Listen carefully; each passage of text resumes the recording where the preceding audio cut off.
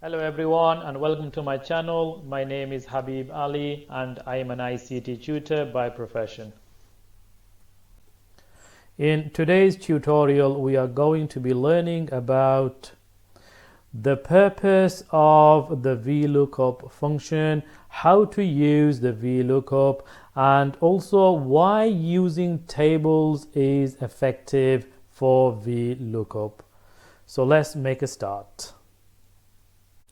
In today's tutorial, I'm using a file called tutorial65 VLOOKUP, and as usual, you can get a copy of these files from my website. So I have left the link for you in the description. Please click on there and it will take you directly to the relevant page on my website, and you can get your hands on this file so you can work along with myself. Now, before we dive into this VLOOKUP function of Microsoft Excel, which is one of the most valuable functions that we can use, and you will shortly see why I am saying this. So the V stands for vertical, which basically means we are using this VLOOKUP and asking Excel to go down the list of, so let's say I'm asking Excel to find the exam results for Elaine. What Excel will actually do with the use of a VLOOKUP, it will vertically go down this list of names till it finds Elaine, and then it will go across and give us the relevant answers that we are seeking. So in a sense, what we can do is, using the VLOOKUP, we can filter data and pinpoint a certain information that we are looking for within a cell of this range of data. Now, I know this is only a small amount of data, but in reality, let's say we've got hundreds of students who has taken their examination, and somebody does come and inquire as to what results they have got. We can use this lovely little section and type in the name of the student, and we should be able to automatically get their exam results visible in these three cells with the use of the amazing VLOOKUP function that is available in Microsoft Excel. Okay, saying all of that, let's go and make a start, and then you will understand a lot more of how effective this VLOOKUP actually is. So we are looking for the Elaine's exam result, first of all, for maths. So let's start right there. We start with the equal sign and then we type in a VLOOKUP. Now, if that does come up automatically, you can press the tab key on the keyboard and it will select it for you with the opening bracket. Then we've got 1, 2, 3, 4 arguments in the VLOOKUP function. The first argument is the VLOOKUP of value. Now, what that basically means is which cell are you looking up to identify the information that you are looking for that will match within the range of data that you have. So in this case, it's going to be this cell, because whatever I am going to type in this cell, I want Excel to look this value up within this range of data. Now, please, I want to make a point here for you. So I'm going to select this cell here, as this is our lookup of value, and I also want you to make a note of what I'm going to say now.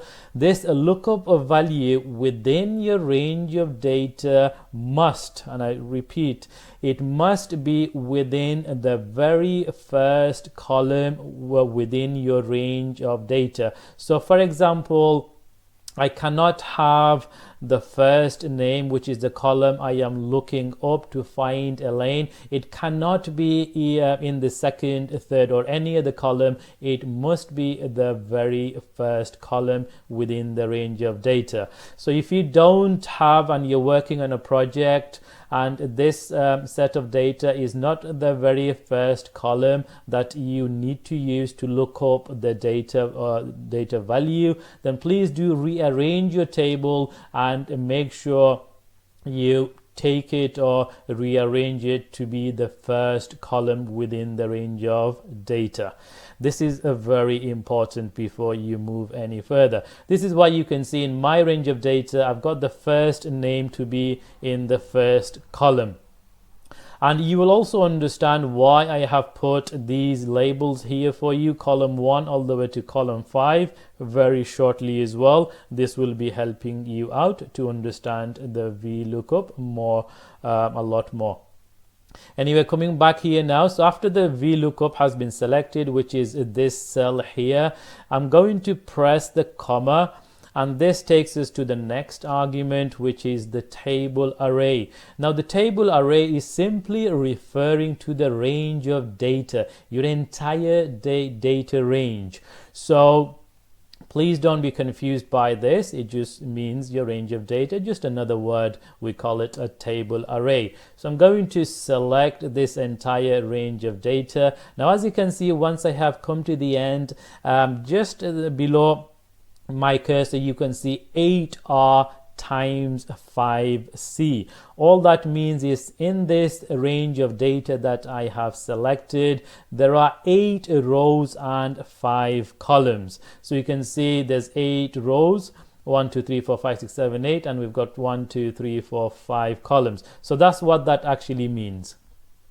It is helpful because sometimes it will allow us to know how many rows and columns we actually have within our data range and not within the whole of the actual worksheet. That is important. Coming back to this now, once we've got our table array selected, we press the comma, and then this takes us to the column index number. Now this is a very important. So if I am looking up the maths result for Elaine, what I need to do now is within the function tell Excel, okay, within which column of my data range does the results of maths exist for Elaine. So we know this is the reason I have put these labels here for you. So this is column 1, column 2, column 3, column 4, and column 5. So we need column 3 because this is where the maths result is for every single candidate, including Elaine. So all I have to do is type in number 3 and then press the comma. And this takes us to the next argument, which is the range lookup, and this is simply asking us, okay, the value that we are looking up, do we want an exact match or an approximate match? Well, in this case we want an exact match, and therefore we are going to type in false, or we can type in a 0. 0 also represents false, but I'm going to simply double click on false here, and this will be accepted. Once I have done that, I can close my brackets, and I've come to the end. So when I press enter, I should get 67. Now this is what Elaine actually got for mathematics. For maths here, she's got 67. Now what I can do is replicate this into English and ICT to get her results as well. However, I do recommend you typing in these two individually, as the more you type in, the better your understanding will be for this VLOOKUP. However, I'm going to replicate and see what happens, if this works or not. If it doesn't, I will tell you why. Okay, it hasn't worked. We've got some errors here. So if you remember from past lessons about absolute and relative cell referencing, this is the reason it hasn't worked. It has given us errors because it has changed our data range and this value as well. So if I just change, so because we want a J5 to be an absolute reference, we don't want this one changing to K5 as I replicate across. So therefore I need to make this value into an absolute reference. So just press F4 and it'll put in the $ for you, which makes it an absolute reference. And I need to do the same for the table array. So just select the range and press F4 on the keyboard. Now please remember, if you are using a laptop, you may have to hold down the Fn, the function key, and then press F4. Otherwise it won't work. But if you're on a PC, it will work. You don't need to hold down Fn. And then if I press enter, I've got 67. And if I just replicate across, let's see what happens this time. Well, this time I'm getting all three of them as 67, so that cannot be right. So let's have a look as to why that is.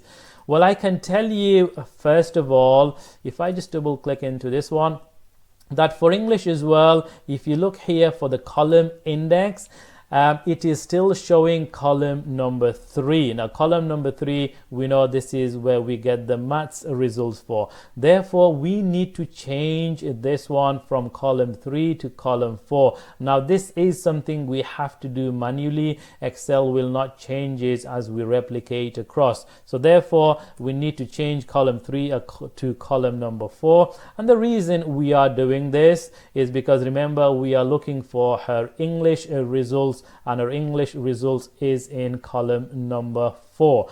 So once you have changed that to column 4, we can safely press enter and we should get the right results. So Elaine has got 75 for her English results, and then for her ICT, if we change this column 3, column index from column 3 to column number 5. Yes, you've got it, column number 5. So how and why is column number 5? Remember, within the table or within the range of data, the ICT is in column number 5. This is the reason we have to change these. Once you've done that, press enter and we should get the right results. So Elaine has got 67, 75 and 66, which matches with the answers we have just got using the VLOOKUP. Now let us test this further. Let's put a different candidate name here. Let's look for myself here. So if I type in Habib and press enter, it should give me all my results, which is 98, 99 and 100. You can see 98, 99 and 100. So this works perfectly with the use of a VLOOKUP. Now just imagine for a moment if you had a lot of data, hundreds or thousands of students' results, and somebody came and asked you, okay, what is my results? You could simply type in the person's name here. Let's test Brian, press enter, and the results will be given straight away immediately, and you can tell that person what the results are. Now I want to add a new record to our data range and see if this automatically is included to change.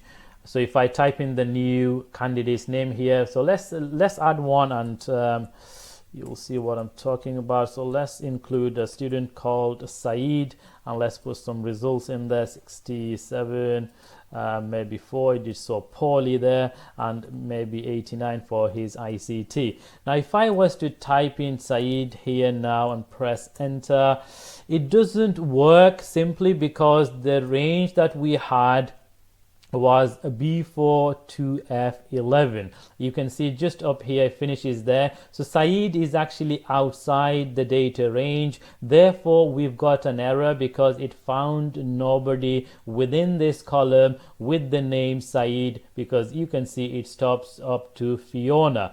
So this is where the use of table actually comes in, and if you remember, if you have completed a lesson number 63 all about tables and the many benefits that I introduced to you in that tutorial, you will understand. If you haven't, please do complete that tutorial, otherwise you won't know the amazing benefits of using tables in Microsoft Excel. So I'm just going to undo this for you, and then I'm going to make this data range into a table, and we'll see if that actually works. So to do that, just make sure you click anywhere within your data range, click on insert, go to tables, and then Excel will ask you, okay, does your table have headers? And it automatically includes the full range. Click on OK, and you've got yourself a table. Just going to take the filter buttons off, and let's go and add Saeed again, and let's see what happens. let's say his surname is Ali as well, and let's give him some random results. 78, that's absolutely fine.